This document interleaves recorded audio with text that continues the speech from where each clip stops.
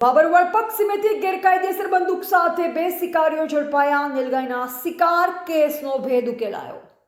બાબર તાલુકાના વળપક ગામની સીમેથી વાવથરા જિલ્લા પોલીસની એસઓજી શાખા તથા પેરોલ ફ્લો સ્કોડે ગેરકાયદેસર હથિયાર સાથે 2 શિકારીઓને ઝડપી લઈ દિયોદર તાલુકાના ધ્રાળવ ગામે નીલગાય નંગ 5ના શિકાર કેસનો ભેદ ઉકેલ્યો છે.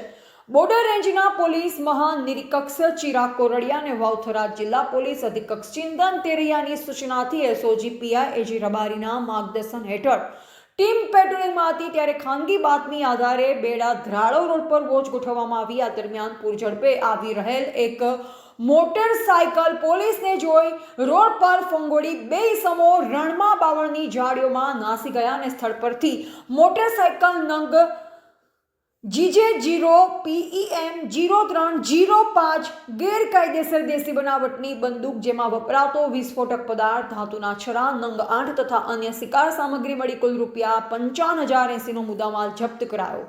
બાદમાં આરોપી તરીકે જુમાર રમજાન સિંધી અને વલી સુમાર સિંધી ડાલ બંને રહે રાણીસર તાલુકા સાંતલપુર જિલ્લા પાટણ મૂળ મહેસાણા હોવાનો ખુલાસો થયો. બંને દિયોદર તાલુકાના ધ્રાળવ ગામે નીલગાય નંગ 5નો ગેરકાયદેસર શિકાર કરી મોત નિપજાવ્યું હોવાનું ફોરેસ્ટ વિભાગમાં નોંધાયેલ ગુનામાં સામે આવતા બાબર પોલીસ સ્ટેશન ખાતે આર્મ્સ એક્ટ તથા વન્ય જીવન સંરક્ષણ કાયદા હેઠળ કાયદેસરની કાર્યવાહી